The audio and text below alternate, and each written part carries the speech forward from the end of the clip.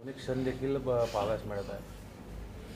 नाही, या मतदारसंघामध्ये गेले 40-45 वर्ष गोरगरीब माणसाशी माझी नाळ जुडलेली आहे आणि या ठिकाणी सर्वांना आश्चर्याचा धक्का बसला की इतक्या मोठ्या प्रमाणावर प्रतिसाद प्रत्येक गावात असताना पराभव कसा होऊ शकतो. कारण माझं स्वतःचं गाव पाहिलं तर चंद्रकांत पाटलांना त्या ठिकाणी 550 मतं मिळालेली आहे.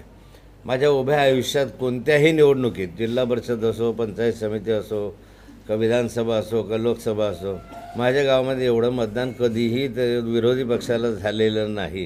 हे पहिल्यांदाच मी अनुभवतो. शंका यायला जागा आहे, पण अशा अनेक शंका वेगवेगळ्या ठिकाणी घेतल्या जातात, वेगवेगळ्या ठिकाणी येतात. कार्यकर्ते त्याच्या संदर्भामध्ये आश्चर्यचकित झाले आहे की असं कसं होऊ शकतं.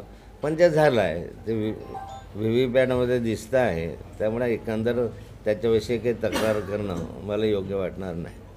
आजचा जो निकाल आम्ही बघतो आहे त्या निकालामध्ये प्रचंड असा घोळ आम्हाला दिसतो आहे. कारण ज्या गावांमध्ये समोरच्या उमेदवाराला प्रचाराला देखील माणसं नव्हती त्याही गावामध्ये लीड दिसतो आहे. पण शेवटी निकाल आहे. जे काय झालेलं असेल त्याची तर आम्ही म्हणतेच की आम्ही चौकशी झालीच पाहिजे. कारण एवढ्या मतांनी ज्या उमेदवाराला मतं मिळत आहेत आणि त्याचबरोबर 2 दिवस आधी एक यादी सोशल मीडियावरती प्रसिद्ध करण्यात आली होती. त्याच यादीमधले आकडे आणि आत्ता निकालामध्ये आलेले आकडे हे समान आहे. असं कसं होऊ शकतं की 2 दिवस आधी आलेल्या यादीमधलेच आकडे आत्ताच्या निकालामध्ये जाहीररित्या तसेच आकडे येणं हे संशयाला जागा देतं आहे. कुठेतरी काहीतरी गोंधळ आहे, कुठेतरी पाणी मुरतं आहे आणि काही प्रमाणामध्ये लाडक्या बहिणीचा परिणाम असू शकतो.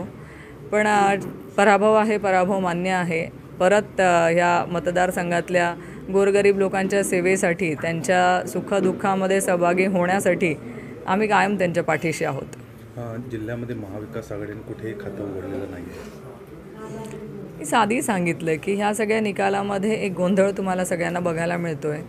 जसं माझ्या मतदारसंघामध्ये तुम्हाला दिसतं आहे की 2 दिवस आधी एक यादी बाहेर येतं, तीच यादीमधले आकडे आत्ता निकालामध्ये दिसत आहेत. जसं काही प्री प्लॅन्ड होतं की त्याच यादीमधले आकडे बाहेर येणार आहेत 2 दिवसानंतर. एवढं प्लॅनिंगने जर काम प्रत्येक मतदारसंघात केलं गेलेलं असेल तर नक्कीच कुठेतरी सगळ्या गोष्टींमध्ये हा संभ्रम आणि संशय याला सगळ्या ठिकाणी जागाच आहे. कारण अनेक मतदारसंघांमध्ये मिळालेली लीड ही आजपर्यंत कधीही न मिळालेली लीड आपण बघतो आहे. एवढं वन साईड वातावरण जळगाव जिल्ह्यामध्ये किंवा महाराष्ट्रामध्ये आज शेतकरी बांधवांच्या समस्या ऐकून घ्यायला सरकारकडे वेळ नव्हता. आज अनेक ठिकाणी आपण बघितलं की तरुणांना रोजगार नाही आहेत.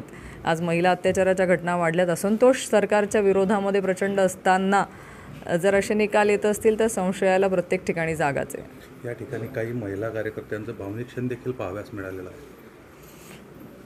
भावनिक असणं साहजिक आहे. त्यांनी त्यांच्या गावामध्ये जी मेहनत घेतलेली आहे त्या मेहनतीला त्यांना प्रतिसाद लोकांनी मिळाला आहे असं अपेक्षित असतं.